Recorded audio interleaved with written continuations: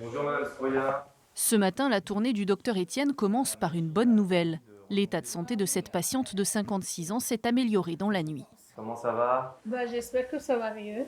Comment vous vous sentez? Aujourd'hui, je me sens un petit peu mieux, mais c'est vrai que j'avais très peur. Je n'étais jamais si malade.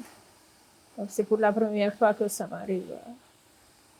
Quelque chose que je n'arrive pas à maîtriser. La pneumopathie de cette malade du Covid se soigne grâce à cette machine qui lui envoie de l'oxygène.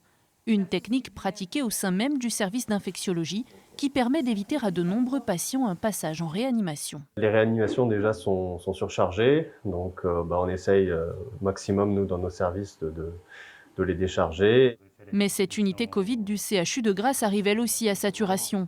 21 lits sont occupés sur 23 disponibles. D'un coup, on nous annonce 3-4 entrées. Donc nous, il faut qu'on organise les sorties qui des fois sont tardives parce qu'on prend des décisions au dernier moment, on voit avec les structures extérieures.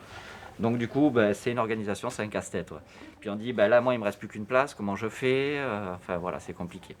Dans la chambre voisine, ce patient de 87 ans ne nécessite plus l'assistance du respirateur. Ça va, je respire normalement. Ouais. Je n'ai pas de symptômes respiratoires a priori, si vous voulez. Par contre, je suis Fatigué. un peu vidé, quoi.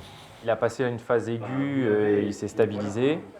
On le transfère dans une clinique qui prend des patients qui sont en bonne évolution clinique, ce qui nous permet de libérer des places pour des patients qui auraient besoin de soins plus aigus dans notre unité.